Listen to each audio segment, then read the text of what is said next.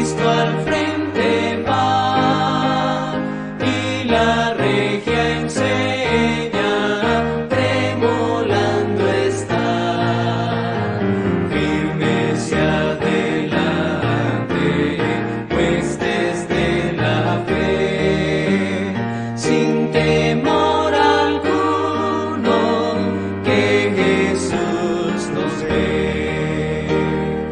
Al sagrado nombre de nuestro Adalid, tiembla el enemigo y huye de la lid.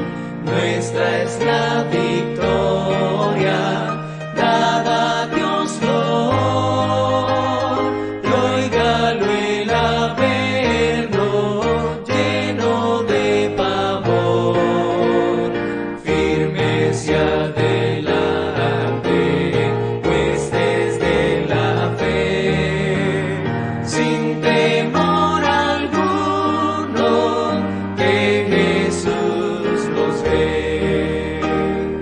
Muévese potente el pueblo del gran Dios, pues de su gran jefe marcha siempre en pos. Es un solo pueblo y uno es el Señor, una la esperanza y uno es el amor. Firme hacia adelante, pues desde la fe, sin temor alguno, que Jesús nos ve. Tronos y coronas pueden perecer, de Jesús la iglesia firme ha de ser. Nada en contra de ella prevalecerá, porque la promesa nunca faltará. Firme hacia adelante, pues desde la fe, sin temor alguno, que Jesús nos ve.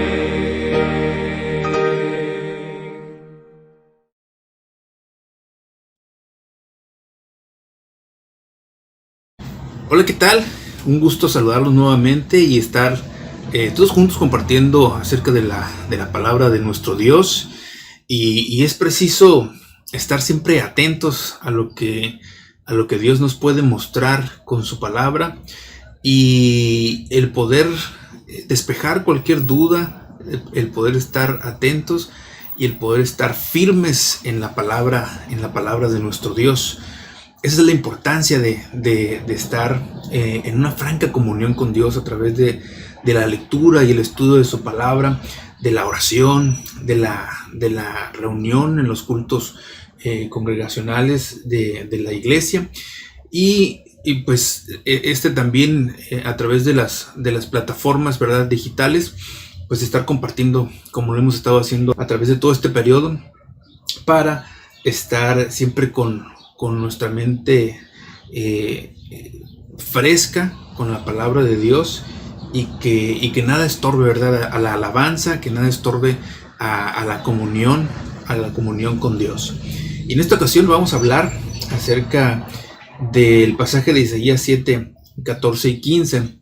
Y esto atendiendo a algunas cuestiones que de repente suceden con la interpretación de la palabra de Dios.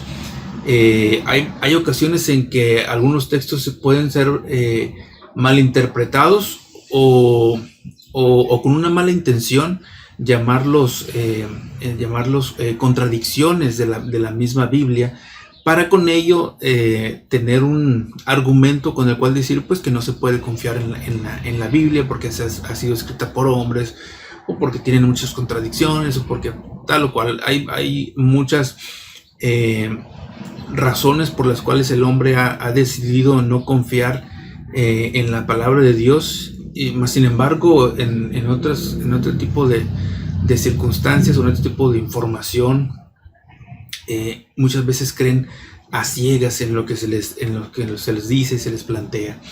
En este caso, el pasaje de Isaías trata de una de las cuestiones sobre el nacimiento de Jesús, sobre la profecía de Jesucristo y la inclinación a la que todo ser humano la inclinación en la que todo ser humano está desde el momento de su nacimiento. Tratando de echar por tierra la verdad de Dios, el hombre toma todo ese tipo de argumentos y trata de manchar, ¿verdad?, la veracidad de la palabra de Dios. Dice el pasaje de Isaías, capítulo 7, versículos 14 y 15. Por tanto, el Señor mismo os dará una señal. He aquí, una virgen concebirá y dará a luz un hijo y le pondrá por nombre Emmanuel. Comerá cuajada y miel hasta que sepa lo suficiente para desechar lo malo y escoger lo bueno. Este final del versículo 15 es lo que llama mucho la atención. Este es un pasaje profético en el cual se habla el profeta Isaías está hablando acerca del nacimiento de nuestro Señor Jesucristo, y como se está tratando del Señor Jesús, que nacería de una virgen que llevaría el nombre de Emmanuel, esas características que se le dan en el versículo 15 de comerá cuajada y miel no es tanto un problema, sino lo que dice al final del versículo 15, que es hasta que sepa lo suficiente para desechar lo malo y escoger lo bueno. Bueno, sabemos todos que el hombre, el ser humano, tiende siempre hacia el mal, tiende siempre hacia el pecado, hacia hacer cosas que son malas delante de Dios y que son malas y destructivas para el propio ser humano e incluso autodestructivas. Dice el pasaje de Romanos 5:12, por tanto, tal como el pecado entró en el mundo por un hombre y la muerte por el pecado, así también la muerte se extendió a todos los hombres porque todos pecaron. Hablando del pecado de desobediencia de Adán. Entonces, esa es la condición en la que el hombre nace, una condición en la cual siempre el ser humano va a tender hacia lo malo, hacia la pecaminosidad. Y esta es una característica que tiene el hombre a raíz de la caída, ¿no? A raíz de lo que podemos leer y estudiar en el pasaje de Génesis 3. Entonces, como el nacimiento de Jesucristo se produjo a través en este caso de una mujer, él nació siendo hombre. Entonces es comprensible que el pasaje esté hablando y diciendo sobre esa tendencia igual hacia el pecado y obtener un grado de madurez o un grado de discernimiento entre el bien y el mal, que es lo que menciona el versículo 15 del pasaje de Isaías que habíamos visto. Sin embargo, esto no es del todo correcto de esa manera interpretarlo. Primeramente, haciendo una información complementaria sobre lo que sucede o lo que dice sobre comerá cuajada y miel. Bueno, en el contexto histórico en el que está el pasaje de Isaías, habla de una manera de alimentación cuando la manera de alimentación que se tenía disponible cuando estaban bajo una invasión extranjera. Cuando había una invasión extranjera, lo que hacían era terminar con toda la actividad agrícola, o sea, mermarlos de esa manera para poder conquistar, para poder ganar batallas, para poder conquistar tierras. Lo que hacían era acabar con la actividad agrícola. Por lo tanto, esa alimentación es la que estaba en ese momento en el pasaje del profeta Isaías.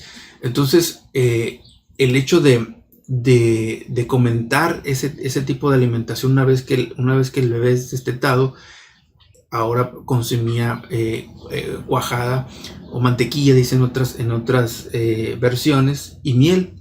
Entonces habla de una verdadera humanidad de nuestro Señor Jesucristo, que nacería y iba a ser alimentado de una manera normal y natural, como lo sería en su tiempo. No habría nada especial en la alimentación y la educación de Jesucristo para que estuviera bajo un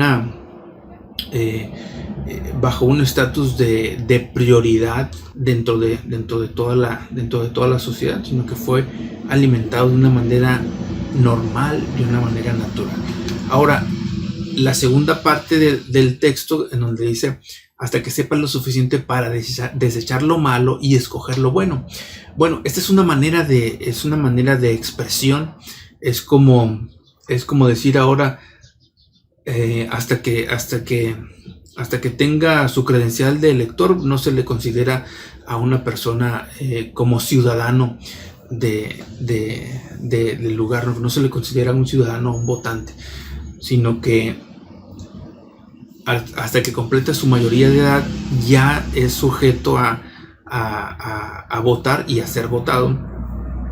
En el contexto histórico, lo que se estaba diciendo no era precisamente una mención de que realmente Jesucristo iba a ser también su tendencia hacia lo malo, hasta que tuviera la capacidad de escoger lo bueno. No, nuestro Señor Jesucristo siempre fue una persona íntegra, y lo veremos con un ejemplo ahorita en unos minutos más. Sin embargo, esa es la manera de mencionar el crecimiento y las etapas de la vida, de las etapas de desarrollo en la vida de una persona. O sea, que tenga la edad de unos 12, 13 años, que es la que se consideraba que el joven puede ser responsable en sus decisiones, y eso lo vemos en lo que llaman el bar mitzvah, ¿no? A los 13 años el niño dejaba de ser un menor y pasaba a ser un adulto, y se convertía en ese bar mitzvah, que significa hijo del mandamiento, y obviamente era responsable de guardar la palabra y los mandamientos que se aplicaban a los hombres. Entonces, eso es lo que se está haciendo notar en el pasaje, que era recordemos o aclaremos este punto, que el profeta está hablando de dos circunstancias. Hay algo que iba a pasar en su contexto histórico y algo que sucedería después, que sería el nacimiento de Cristo. Sí hubo un nacimiento, porque la profecía habla de otras cosas que sucedieron ya en su tiempo, y hubo un nacimiento también, y ese niño fue alimentado de la misma manera, y ese niño sí fue sujeto a ese tipo de manifestación del bien y el mal, y discernir. En cambio, nuestro Señor Jesucristo jamás pecó, jamás fue consumido por una tentación, sino que se mantuvo siempre santo, y muchos de los pasajes nos hablan y nos aclaran acerca de este tipo de situaciones. Entonces, muchas veces se toma esto como una contradicción, porque en unos pasajes hablaría de esa santidad de Jesucristo, de esa pureza de Jesucristo, y mientras otros pasajes como este hablan de que hay cabida en el desarrollo de Jesucristo, en los cuales actuó como cualquier otro ser humano, en el cual había maldad en él en su niñez y tuvo que llevar una etapa de evolución, de crecimiento y de madurez para poder desechar lo malo y ahora sí continuar con un camino correcto. Pero no es así en ninguna manera. Un pasaje que podemos tomar como ejemplo es precisamente Hebreos 4:15, el cual dice: porque no tenemos un sumo sacerdote que no pueda compadecerse de nuestras flaquezas, sino uno que ha sido tentado en todo como nosotros, pero sin pecado. Esa es la gran diferencia, porque era necesario que el cordero que moriría en la cruz iba a ser alguien que pagaría por el mal, por el pecado. Y si Jesucristo hubiera tenido pecado que eximir ante Dios, pues obviamente no hubiera podido ser un cordero apto para el sacrificio. Sin embargo, todas las cosas sucedieron como fueron estipulados por Dios mismo, y podemos nosotros gozarnos en que en todas las debilidades que tenemos, Jesucristo puede bien respondernos. ¿Por qué? Porque dice precisamente este pasaje que Él puede compadecerse de nosotros, Él puede tener una idea clara de nuestros pesares, de nuestros problemas, de nuestras debilidades. ¿Por qué? Porque Él como humano experimentó todo ese tipo de cosas. ¿Cuál es la gran diferencia? Que Jesucristo jamás cedió a la tentación, sino que se mantuvo siempre en esa santidad, en esa pureza que lo constituye como el sacerdote que nos guía, el sacerdote que nos dio precisamente la salvación y la vida eterna. Entonces, en conclusión, tenemos un Dios, tenemos un Salvador, Jesucristo, que es puro, que es santo, que es sin mancha, y al cual podemos hablar, podemos orar, podemos pedir, y Él sabrá bien contestar a nuestras oraciones. Él sabrá bien por los problemas que estamos pasando, porque Él como hombre aquí en la tierra pudo experimentar muchas cosas que algunas de ellas nosotros mismos padecemos o hemos padecido. Sin embargo, esa santidad de Jesús nos da la vida eterna a nosotros al momento de hacer ese cambio en nuestra vida, de aceptar que somos pecadores y que necesitamos la salvación de Dios. Entonces, gloria sea a nuestro Dios, porque la santidad de Jesucristo es la que debemos de reflejar nosotros ahora, es la que debemos nosotros buscar y estar siempre al pendiente de que nada manche esta relación que tenemos con Dios, y que esta sea una oportunidad para poder expresar, para poder compartir y para poder mostrar al verdadero Dios, y que todo tipo de confusión que haya allá afuera, todo tipo de ataques a la palabra de Dios y a Dios, sea combatida con la verdad de la Biblia, con la verdad que todos los días aprendemos, todos los días nos estaremos topando siempre que dediquemos un tiempo para la lectura y para el estudio de la palabra de Dios, y que nos podrá llevar a una madurez espiritual que nos permita estar firmes en la palabra de Dios y que nada nos confunda en ello. Así es que, hermanos y amigos, gocémonos en la santidad de Dios y gocémonos también en la veracidad de la palabra de Dios. Que el Señor les bendiga.